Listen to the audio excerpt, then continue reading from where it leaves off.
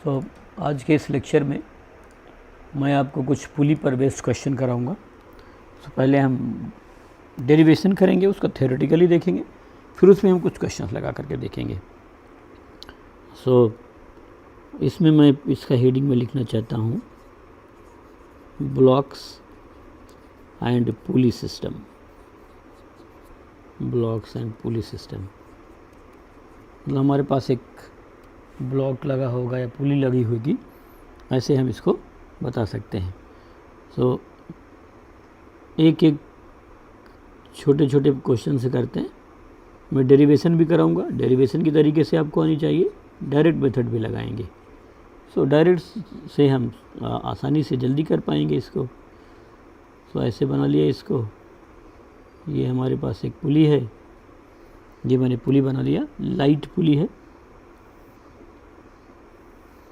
और इस तरीके से मैंने ये बना लिया यहाँ पर।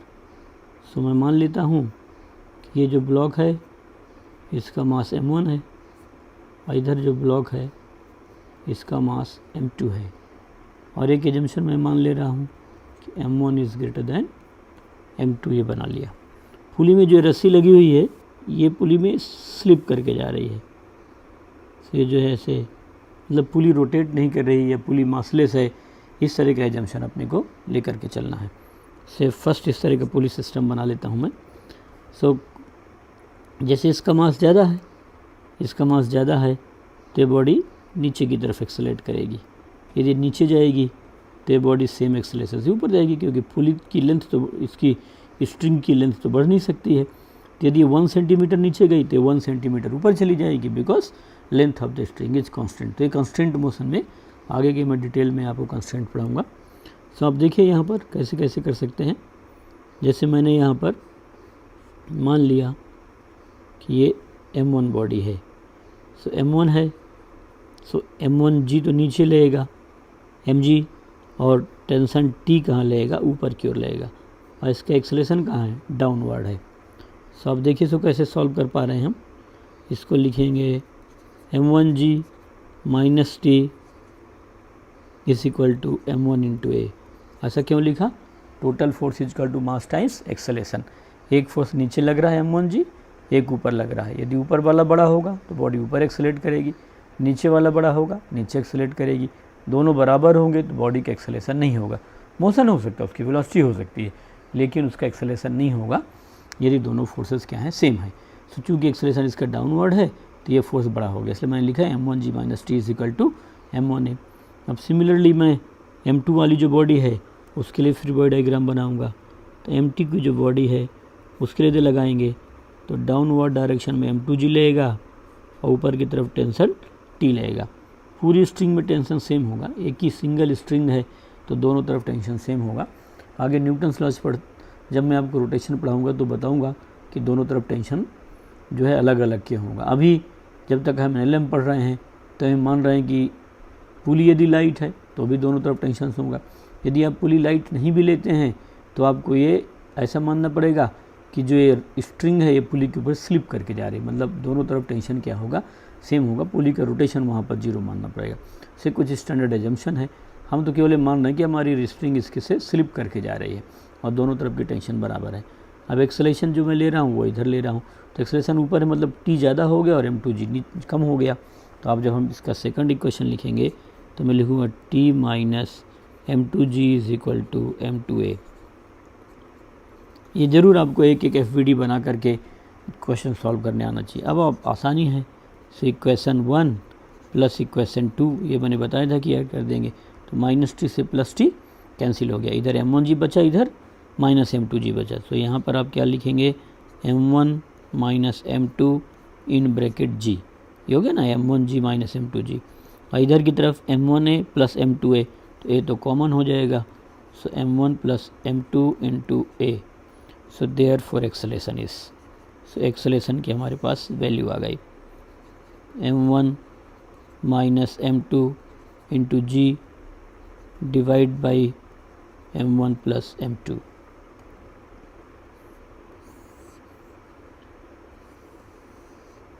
ये लीजिए आपका एक्सेलरेशन आ गया। अभी मैं आपको डायरेक्ट लिखना सिखाऊंगा इसको, हमारे पास डायरेक्ट तरीका है जहाँ से लिख सकते हैं, लेकिन हमें इक्वेशन सॉल्व करने ज़रूर आना चाहिए। ये इसेंशियल स्किल का पार्ट है, इसको अवॉइड करके कोई चीज़ सीखने की ज़रूरत नहीं है। पहले आप बेसिक चीज़ें सीखिए, फ्री बॉडी डायग्राम बनाना सीखिए, एक एक बॉडी का इक्वेशन लिखना सीखिए, इक्वेशन को बनाइए और इक्वेशन सॉल्व करना सीखिए, क्योंकि इनका काम ज़्यादा पड़ेगा। ऐसा कुछ नहीं है कि हम बहुत सारे प्रॉब्लम्स को डायरेक्ट तरीके से लगा सकते हैं। पूरे सब्जेक्ट में 5% से ज़्यादा प्रॉब्लम नहीं हो सकते जो कभी भी शॉर्टकट से ज़्यादा लगाया जाए।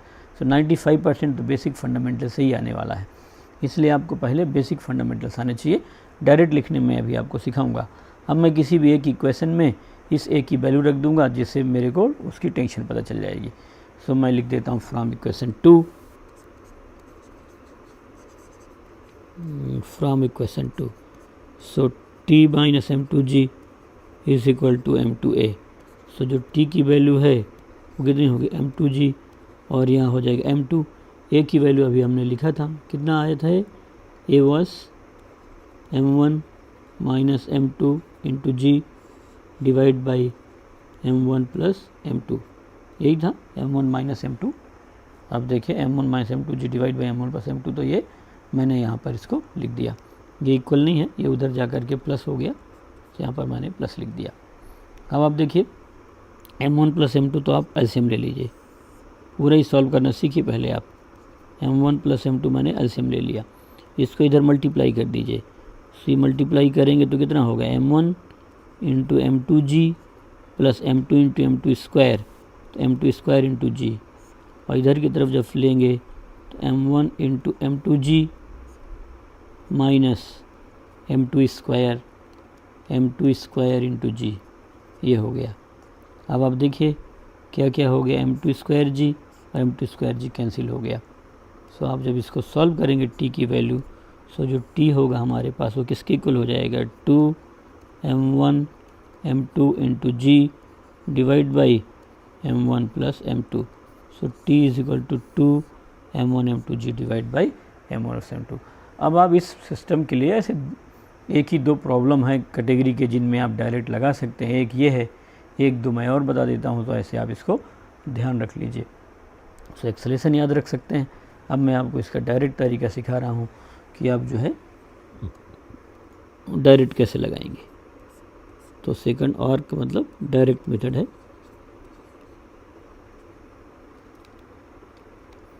तो इस मेथड में हम total force divide by total mass से सॉल्व करके बताएंगे। सो डायरेक्ट मेथड के लिए मैं अभी यहाँ पर फिर से उस डायग्राम को बनाता हूँ। ये सपोर्ट है पुली का, ये मैंने पुली लगा लिया, इधर की तरफ मेरा मास था m1 और इधर की तरफ जो मैं लगा रखा हूँ वो मास m2 है। अब एक्सेलेरेशन हमेशा क्या होता है, acceleration is the net force divide by total mass जो मोशन में है।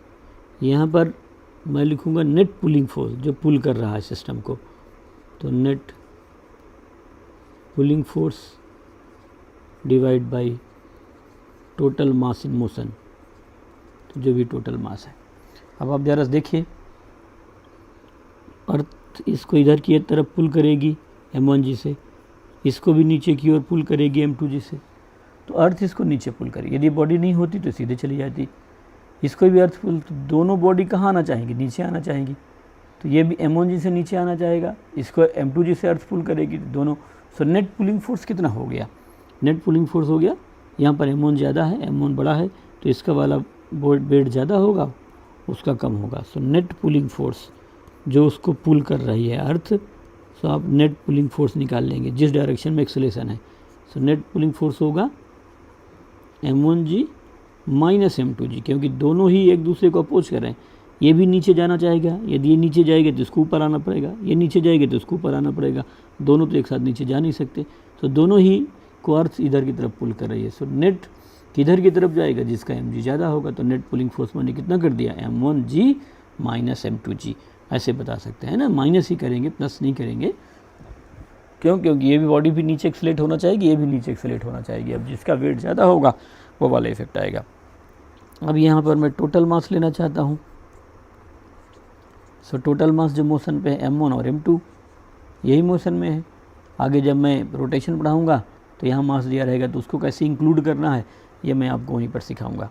अब आप यहाँ पर आप देखिए मैंने क्या बताया, net pulling force divide by total mass. तो नेट पुलिंग फोर्स हमारे पास कितना हो गया, m1 माइनस m2 इंटू जी, और टोटल मास किसके इक्वल हो गया, m1 प्लस m2। ये आपका आंसर आ गया। सो आप देखिए इतना आसानी से इस आंसर को बता सकते हैं।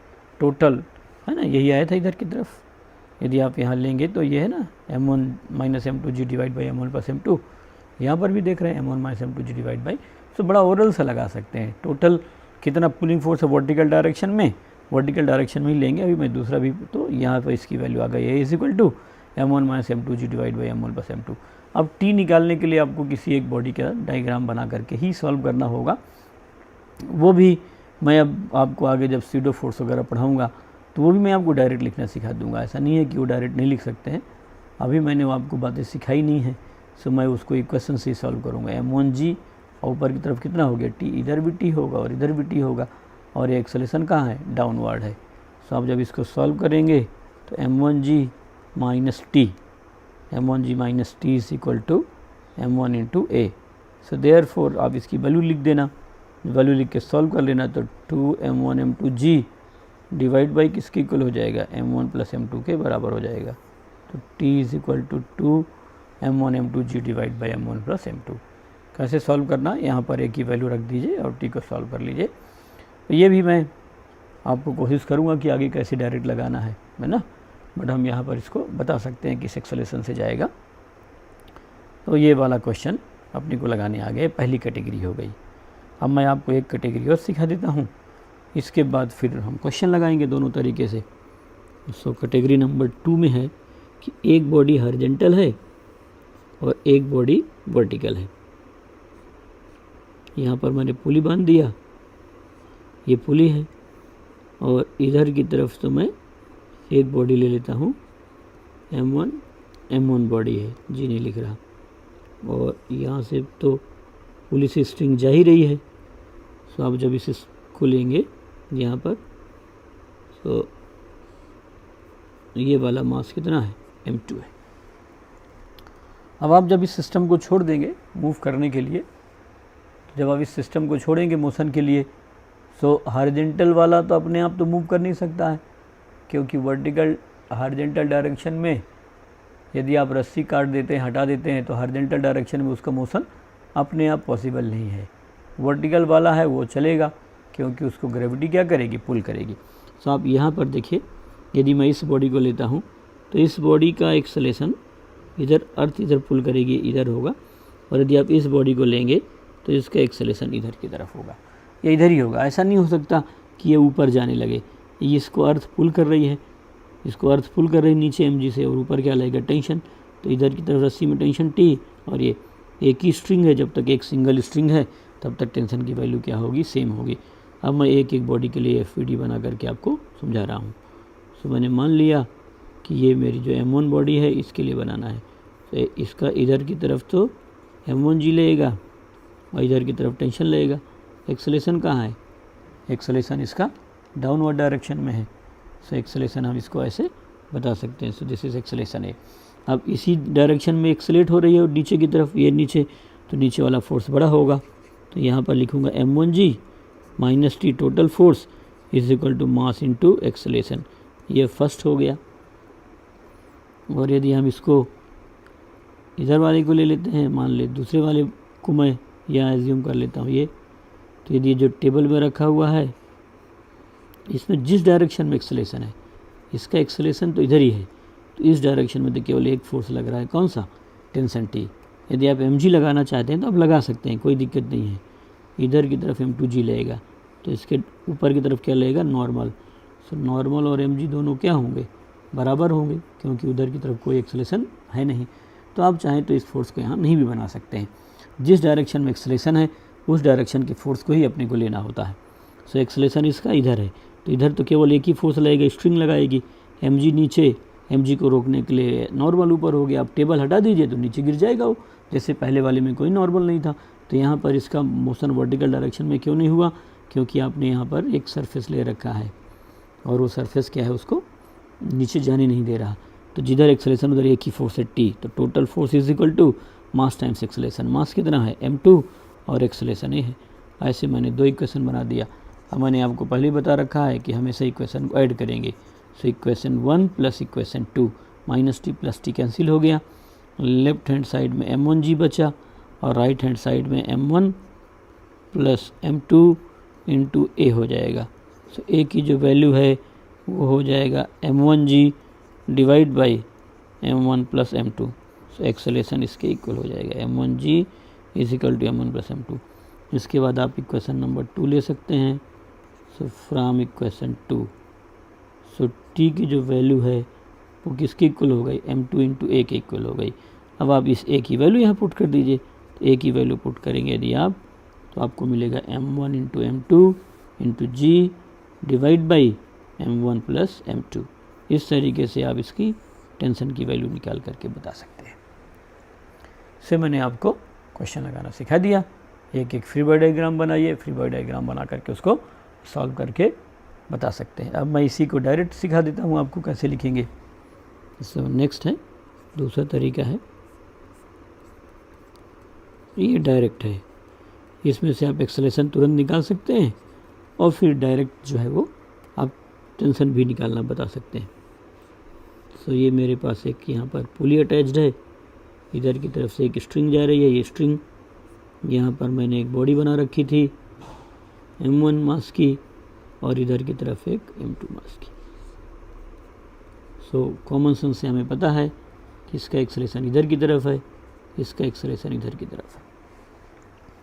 सो टोटल पुलिंग फोर्स कौन सा है, ये इसका फोर्स, अर्थ इसी को जो है मोशन केवल इसी की वजह से हो रहा है, तो ये हो गया। तो m1g is your pulling force, क्योंकि इसमें तो ये जो इधर जो इसका एक्सेलरेशन है वो तो इसके टेंशन की वजह से, तो ये तो सिस्टम यदि आप इन दोनों को लेंगे, टोटल सिस्टम ले रहे हैं, तो टेंशन तो इंटरनल फोर्स हो जाएगा, तो टेंशन तो एक्सेलरेशन प्रोड्यूस नहीं कर सकता है सिस्टम में, है ना, क्योंकि ये इस सिस्टम का इंटरनल फोर्स है।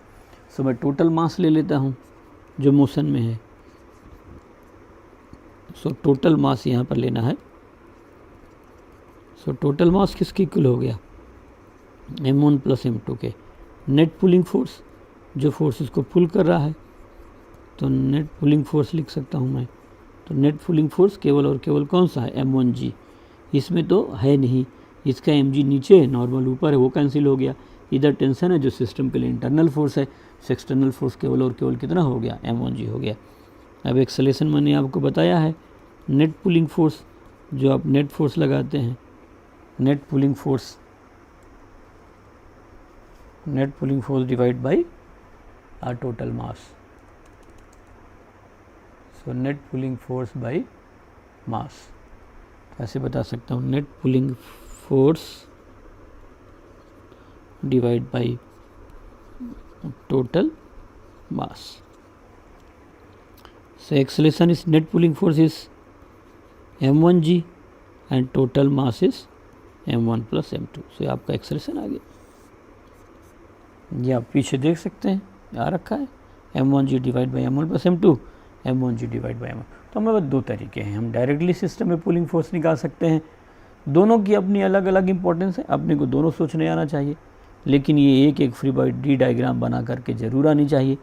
ज़्यादातर एप्लीकेशन इसी का है, मैक्सिमम क्वेश्चन हम इसी से सॉल्व करेंगे। थोड़ा लेंदी हो जाता है क्वेश्चन लिख के सॉल्व करने में, लेकिन साइंस पढ़ते समय लेंदी होना या छोटा होना ये बड़ी इंपॉर्टेंट बात नहीं है, अपने को एक एक स्टेप क्लियर होना ये बहुत बड़ी बात होती है।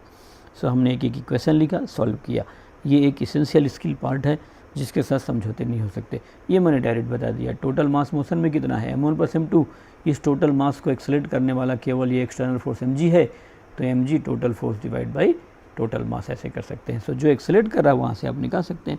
अब यदि आपको ये बताना है कि टेंशन कितना होगा, सो इस रस्सी में इधर की तरफ टेंशन लगेगा t और इस रस्सी में इधर की तरफ, और टोटल सेम होगा।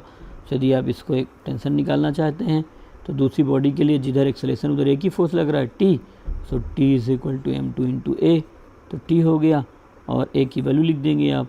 सो m1 into m2 into G divide by m1 plus m2। So t की वैल्यू इसके इक्वल हो जाएगी। So t is equal to m1 m2g divide by m1 plus m2, ये हो गया। तो ऐसे हम सॉल्व करके बता सकते हैं। सो ये सेकंड हो गया। तो ऐसे 2 क्वेश्चन हैं ये, जहाँ से हम ऐसे बता सकते हैं। अब मैं इस पर थोड़ा सा आपको एक दो क्वेश्चन करा के दिखा देता हूँ।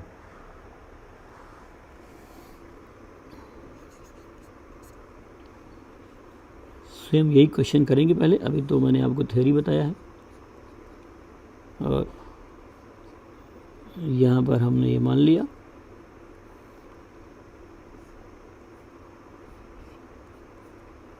ये 5 kg की बॉडी है।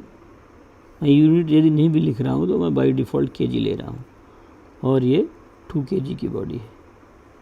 सो मुझे क्या निकालना है, find acceleration, find acceleration of blocks, उनका ब्लॉक्स का एक्सेलरेशन कितना है, and tension in the string, जो मेरे पास स्ट्रिंग है उस स्ट्रिंग में टेंशन कितना होगा और ब्लॉक का एक्सेलरेशन कितना होगा। ठीक है। सो पहले तो मैं इसको डायरेक्ट मेथड से करूँगा।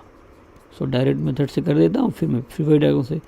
सो टोटल मास आप बताइए जो मोशन में है कितना है, 2 kg plus 5 kg is equal to 7।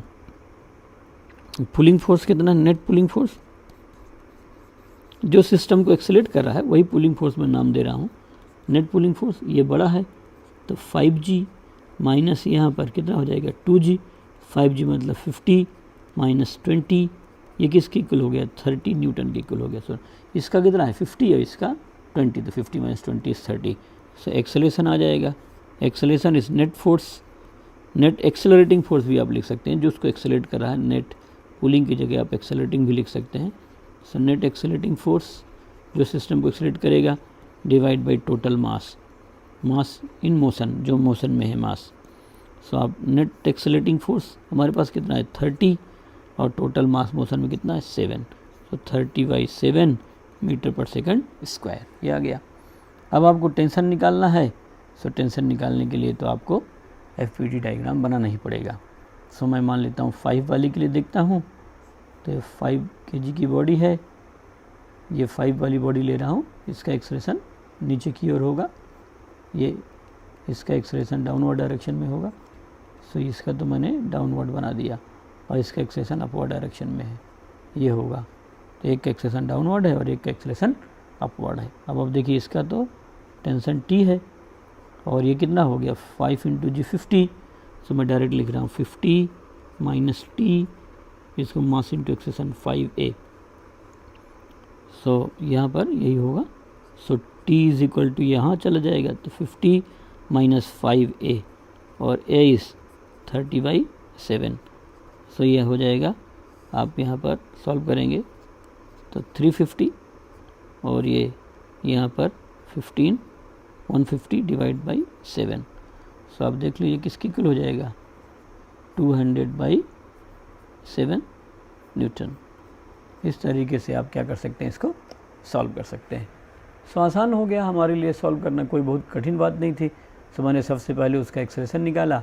Acceleration कैसे निकाला, टोटल पुलिंग फोर्स है, टोटल एक्सेलरेटिंग फोर्स, जो उसको एक्सेलरेट कर रहा है वो वाला फोर्स निकाल लिया मैंने सबसे पहले। सो टोटल एक्सेलरेटिंग फोर्स निकाल लिया यहाँ पर, और फिर मैंने टोटल मास लिख दिया यहाँ पर। सो टोटल एक्सेलरेटिंग फोर्स कितना था 30 न्यूटन, टोटल मास था 7, ये आ गया। इसके बाद फिर मैंने इसका FVD बनाया। तो FVD में ये 5 kg की बॉडी है, 5 kg वाली बॉडी में ले रहा हूँ, तो इसमें mg लगेगा, तो 50 नीचे T ऊपर, ये नीचे एक्सेलरेट करी तो ये फोर्स ज़्यादा है, तो 50 minus T is equal to 5 है, माइनस T इधर जाके प्लस हो गया, यहाँ आ गया, तो T is equal to 50 minus 5 into A, और A की वैल्यू थी 30/7, ये है क्लियर, आप चेक कर सकते हैं। फिर यहाँ मल्टीप्लाई कर दिया, 7 5 या 35, 350 माइनस 5 3 या 15, 150, 350 minus 150 is equal to 200/7 newton. So आप इस तरीके से नेट पुलिंग फोर्सेस को बता सकते हैं। अब मैंने आपको बताया है कि आप एक एक फ्री बॉडी डायग्राम बना करके लगाइए। इनिशियल मोमेंट में अभी हम क्लास 11th में हैं, हम साइंस सीख रहे हैं, तो इसमें हमारे पास सफिशिएंट टाइम है, टाइम की कोई कमी नहीं है। आप जो है इसको एक एक स्टेप सॉल्व करना सीखिए, नहीं तो बाद में आपकी साइंस कब कमज़ोर हो जाएगी आपको पता भी नहीं चलेगा। सो यहाँ पर ये मैंने 5 kg की बॉडी ली और यहाँ पर 2 kg की बॉडी ली थी। इसका एक्सेलेरेशन डेफिनेटली नीचे होगा और इसका एक्सेलेरेशन कहाँ पर होगा, ऊपर की तरफ होगा। अब एक एक मैं सॉल्व करके बता रहा हूँ आपको। सो पहले मैं 5 kg की बॉडी के लिए देख रहा हूँ। सो 5 kg की बॉडी में ये किधर हुआ 5g, इधर की तरफ टेंशन कितना हुआ t और इसका एक्सेलेरेशन कहाँ है, नीचे। सो ये आ जाएगा कितना 5g minus t is equal to 5a, ये आ जाएगा। या इसको लिखूँगा 50 minus t is equal to 5a, ये फर्स्ट हो गया। और इधर की तरफ ये सेकंड मान लेता हूँ मैं। सेकंड मान लिया ये कितना 2g, यहाँ टेंशन t, एक्सेलेरेशन ऊपर है तो t माइनस 2g, आप डायरेक्टली 20 लिख सकते हैं, ये 2a हो गया। ये t minus 20 is equal to 2 into a, इसको ऐड कर देंगे। सो इक्वेशन 1 प्लस इक्वेशन 2, जब आप ऐड करेंगे 1 2 को तो माइनस t और प्लस t कैंसिल हो गया, 50 माइनस 20 30 हो गया। सो 30 इज इक्वल टू 7a, तो a इज इक्वल टू हो गया 30/7 मीटर पर सेकंड स्क्वायर, ये आपका ये आ गया। अब आप जो है यहाँ से किसी भी इक्वेशन से लिख डालिए। तो फ्रॉम 2 लिख देता हूँ मैं, फ्रॉम इक्वेशन 2। सो आप जो है इक्वेशन 2 लिखेंगे। सो फ्रॉम इक्वेशन 2, सो कितना हो गया t minus 20 is equal to 2 into 30/7। So t is equal to 20 plus कितना हो गया 60/7। सो आप ज़रा सॉल्व करके देखिए। t ये कितना हुआ 140 plus 60/7। So t is equal to 200/7 newton. इस तरीके से हम टेंशन को निकाल सकते हैं। चेक कर लिया जाए 200/7, 30/7, 200/7 एंड 30/7। ये टेंशन फोर्स है तो यहाँ पर न्यूटन में आ गया और एक्सेलरेशन का यूनिट कितना होगा, मीटर पर सेकंड स्क्वायर। तो देखिए बहुत आसान है, डायरेक्ट तरीके से भी लग जा रहा है, एफवीडी बना के भी लग जा रहा है। सो आप ये प्रैक्टिस करके अपने आप इसको ऐसे सॉल्व करके बताएंगे ही बताएंगे। तो एक तो मैंने आपको ये क्वेश्चन कराया था, एक और है जो हमने हॉरिजॉन्टल टेबल में लगा करके किया था। सो ऐसे हम इसे हॉरिजॉन्टल टेबल में रख करके बता सकते हैं। तो इधर आ गया, ये मैंने इधर की तरफ ले लिया और इसको तो मैं 5 kg ले लेता हूँ और इधर की तरफ ये 2 kg का ब्लॉक ले लेता हूँ।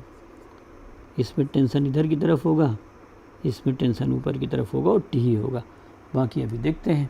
सो मुझे इसमें क्या करना है, find acceleration, find acceleration of blocks, दोनों का सेम होगा, and tension in the string, and tension in the string, find acceleration of blocks and tension in the string.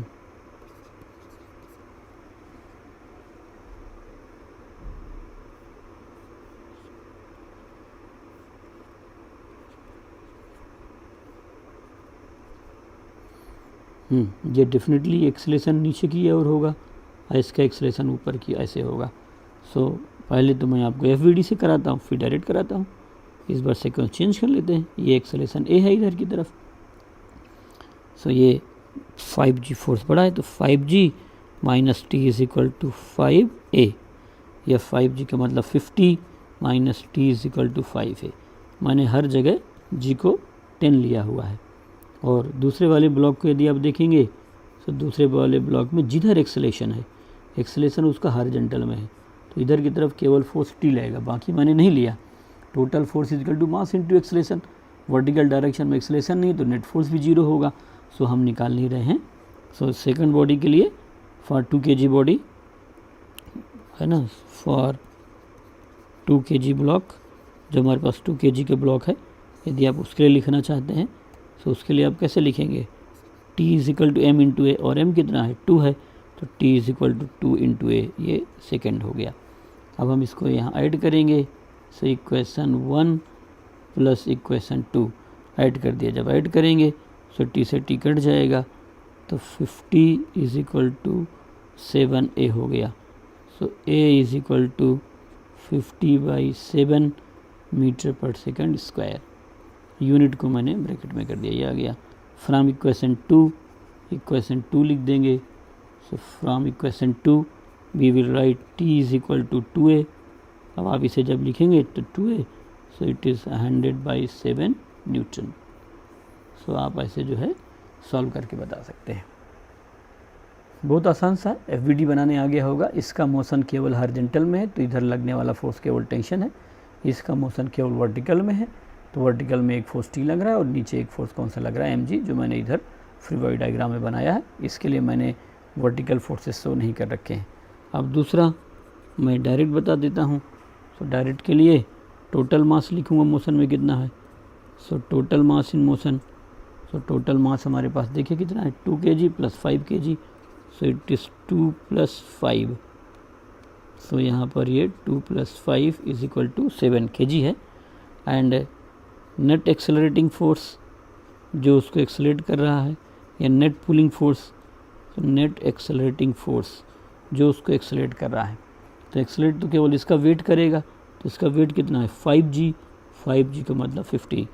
सो ये हो जाएगा net accelerating force, net force divide by total mass जो उसको accelerate कर रहा है वो लेना है। सो नेट फोर्स कितना है 50, मास है 7। सो इट इज़ 50/7 मीटर पर सेकंड स्क्वायर। अब आप टी के लिए लिखेंगे। सो टी के लिए देखिए तो अपने को बनाना तो उसका एक का FBD ही पड़ेगा, जो हम आगे बाई प्रैक्टिस हमें बनाने की ज़रूरत नहीं पड़ेगी। टी, इसका एक्सेलेरेशन इधर की तरफ है, मास 2 kg का है, ये 2 kg की बॉडी थी। सो यहाँ पर टी इज इक्वल टू किसके इक्वल होगा, m × a, है ना। टोटल फोर्स ये है और मास टाइम्स एक्सेलेरेशन, जिधर एक्सेलेरेशन है। सो टी मास हमारे पास 2 है और ये है 50/7। So therefore T will be is equal to 100/7 newton. So ये टी आ गया और ये ए आ गया, मिला ये यहाँ, ए 50/7, T 100/7, A 50/7 and T 100/7।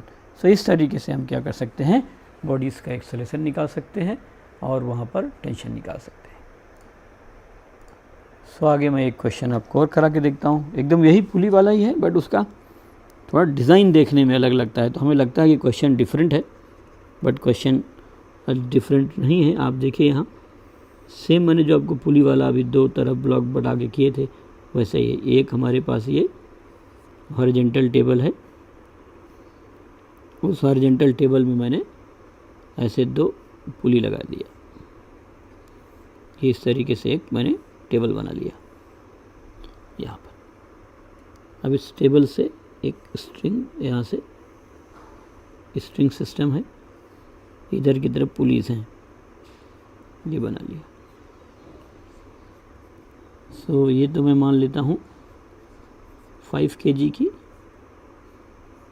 Body है और इधर मान लिया 3 kg की बॉडी है। सो मेरे को वही करना है, find acceleration, find acceleration of blocks and tension in the string.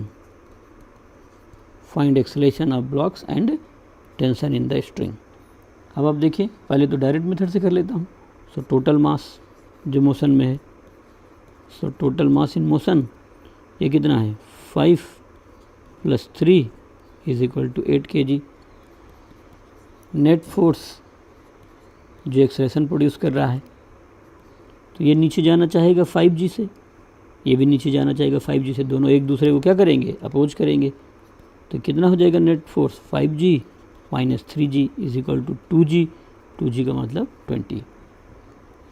So acceleration कितना हो गया, net force divide by total mass, net force by total mass. So net force is 20 and total mass is 8। तो ये जो है 4 से cut जाएगा, तो 4 × 5 = 20, 4 × 2 = 8, 5/2 ये आप लिखना चाहें तो 2.5 मीटर पर सेकंड स्क्वायर आ गया। अब आपको यदि टेंशन बताना है एक एक ब्लॉक के लिए, तो किसी ब्लॉक के लिए बता सकते हैं। मान लो मैं 3 kg वाले जो ब्लॉक है उसका FBD बनाता हूँ, तो 3g मतलब 30 नीचे, टेंशन T ऊपर और ये एक्सेलरेशन ऊपर की ओर होगा। इसका एक्सेलरेशन डाउनवर्ड है और इसका एक्सेलरेशन अपवर्ड है। ये ज़्यादा वेट का नीचे जाएगा तो डेफिनेटली ऊपर जाएगा। सो एक्सेलरेशन ऊपर है, जब एक्सेलरेशन ऊपर है तो आप ऐसे लिख सकते हैं। सो फॉर 3 kg बॉडी, जो 3 kg की बॉडी है उसके लिए आपको बताना है। तो कितना होगा, T माइनस 3G, 3G मतलब 30 is equal to 3 into 8, total force is equal to mass times acceleration. So T is equal to 30 plus 3 into A is 2.5। So ये कितना हो गया, 37.5 न्यूटन, ये आ जाएगा ऐसे। तो 37.5 न्यूटन का टेंशन लगेगा। तो इस तरीके से मैंने डायरेक्ट लगा दिया। डायरेक्ट नहीं लगाना है तो आप एक एक बॉडी का फ्री बॉडी डायग्राम मान करके भी लगा सकते हैं। सो अब देखिए यहाँ पर हम कैसे कर सकते हैं। इसमें सबसे पहले तो मैं एक जो 5 kg की बॉडी है उसका फ्री बॉडी डायग्राम बनाऊंगा। तो 5G नीचे की तरफ लेगा mg, टेंशन कहाँ लेगा, ऊपर, एक्सेलरेशन नीचे है। सो मैं इसे कितना लिख सकता हूँ, 5G minus T is equal to 5A। तो 50 minus T is equal to 5A, ये फर्स्ट हो गया है ना। 2 इधर की तरफ कितना हो जाएगा, 2G, टेंशन T और एक्सेलरेशन A है। So T minus 2G is equal to 2A। So T minus 20 is equal to 2A, ये सेकंड हो गया। So equation 1 plus equation 2, so minus से प्लस कैंसिल हो गया। So 70, there is something wrong, ये जो body है 3 kg की है। सो यहाँ पर गड़बड़ हो गया हमारा, ये 3 kg की बॉडी है और ये जो मैंने लिखा है वो 3G है। सो ये जो मैंने 2G लिख रखा है ये तो 3G हो गया और ये जो 2 है वो 3A हो गया। अब आप जब इसको सॉल्व करेंगे तो ये 20 नहीं हो करके 30 हो गया। अब आप देखिए 30 जब आप इन्हें ऐड करेंगे तो ऐड करेंगे 1 और 2 को तो minus T plus T, 50 minus 30, 50 minus 30 is 20। और आप जब यहाँ से सॉल्व करेंगे तो इट इज़ 8A, ये भी 3 है तो 8A आ जाएगा यहाँ पर, आगे वही पहला वाला ही। सो A की वैल्यू 20/8, सो 2.5 मीटर पर सेकंड स्क्वायर। अब आप किसी भी इक्वेशन से लिख दीजिए। तो फ्रॉम इक्वेशन 2 से लिखेंगे तो T minus 30 is equal to 3A। So T is equal to 30 plus 3 into 2.5, so 3 is equal to 37.5 newton. इस तरीके से आप फोर्सेस को कैलकुलेट कर सकते हैं। सो पुली वाले क्वेश्चन मैंने आपको कराना सिखा दिया। तो हम बहुत आसानी से पुली में से जो बॉडीज़ जा रही होती है वो निकाल सकते हैं। इन पुली में स्टैंडर्ड एजम्पशन ये है। न्यूटन्स लॉस पढ़ते समय हम जब रोटेशन पढ़ेंगे तो इसको मॉडिफाई करेंगे। सो आप जो है ये मान लेंगे एजम्पशन फॉर पुली जो है ये आप हमेशा ध्यान रख सकते हैं। अभी कौन कौन से एजम्पशंस हैं, एजम्पशंस फॉर पुली। सो जो पुली के एजम्पशंस हैं, सो एक तो एजम्पशन ये होता है कि पुली इज लाइट।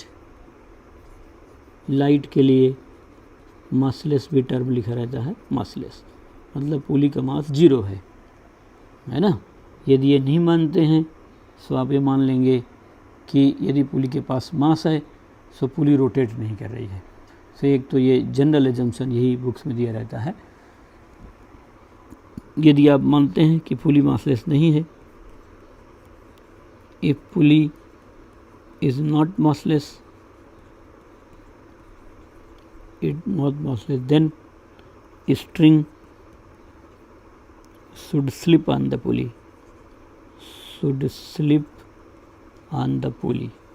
पुली पर स्लिप करनी चाहिए। तो ये एजम्पशन क्या हुआ कि पुली डज नॉट